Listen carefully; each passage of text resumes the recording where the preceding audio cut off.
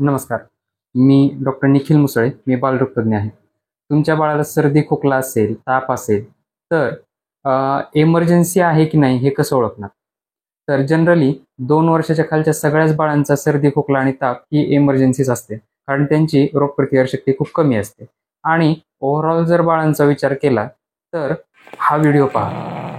या व्हिडिओमध्ये दाखवल्याप्रमाणे जर तुमच्या बाळाचं पोट ओढत असेल, त्याच्या छातीच्या 2 फासळ्यांच्या मधली त्वचा आतमध्ये ओढली जात असेल आणि जर बाळ तुमचं कणत असेल, तर ती नक्कीच इमर्जन्सी आहे.